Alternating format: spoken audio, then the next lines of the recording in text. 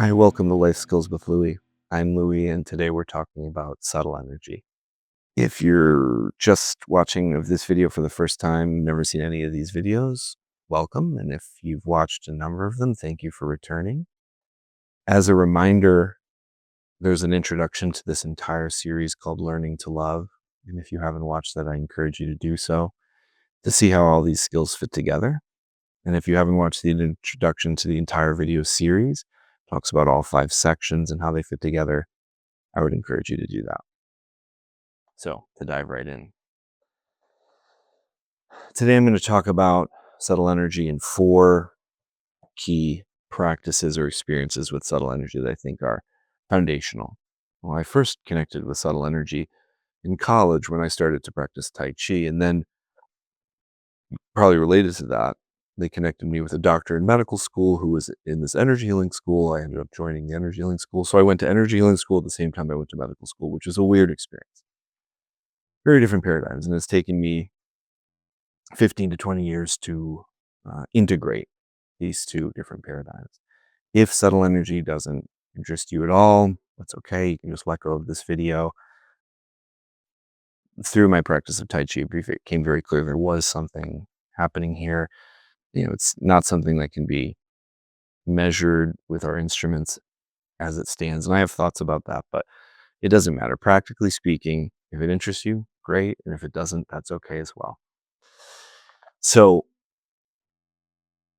as I see it, there are at least 4 major practices that one would benefit from doing when it comes to subtle energy. And if you get to a point where you are good at working with your own energy, it feels wonderful. It absolutely helps you to live in a paradigm of love. Hence, it's in this section, learning to love. And it has a lot of other important qualities as well, and is really important for health and healing.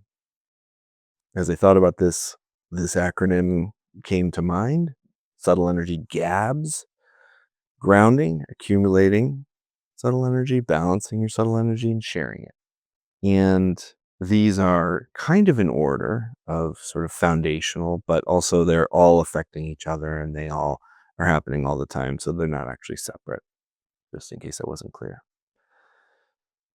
Before I talk about any of these in detail, the first thing I'll say is that if you're interested to learn more about this, people who are Tai Chi practitioners, Qigong practitioners, yoga practitioners, energy healers, they'll know a lot about this. Some therapists who practice somatic psychotherapy may know a lot about this. Find people who are knowledgeable and learn more from them and learn in a safe way. Some people, and myself included, when I was first learning about this, thought it was all about kind of body posture. If you just stand in this way, then these things will happen. But now I understand this is way deeper. All the other skills from all the other sections are key for all of these as well. What do I mean by that? If you have all this trauma and you're in the skills breakdown point all the time, it's tough to think. You're not going to be able to move your energy or ground yourself or feel safe. So the connecting to calm skills are so important. Your attention's always all over the place and being just sort of squandered and used here or there. You're going to need the being beyond mindfulness skills to hone, build up your brain's ability to own your own attention and well-being.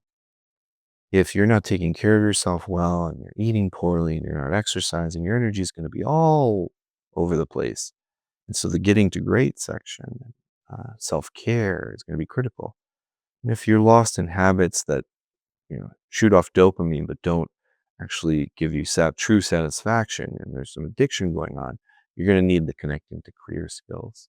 So all those skills matter. Now to talk about what are these processes. Grounding has to do with bringing one's energy into the body, being more fully connected to the body and connected to the earth, finding safety and connection. This is a lifelong task. It's not like I'm grounded. I'm working on it. You're working on it. We're all working on it. Our world is working on it. If all humans could be more grounded in the healthy sense of it, we would be in a much better place. So grounding has to do with embodiment, safety, being centered, and there's a lot that goes into it, but it's a very important process. Accumulating energy.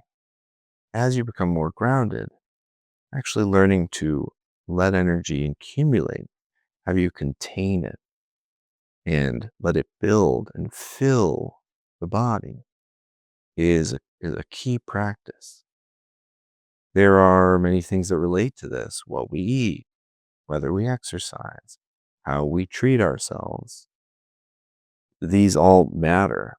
And we have to work with our psyche because our psyche is directly connected to our energy, our subtle energy. And that's why I say all the other sets of skills are important for this. But ultimately, learning to accumulate energy is a wonderful practice and is perhaps what we're all looking for, to feel full of energy. When you do, there's a satisfaction there that can't be taken away and really doesn't have to do with any other things out there. And so learning to do it is really important. Balancing energy.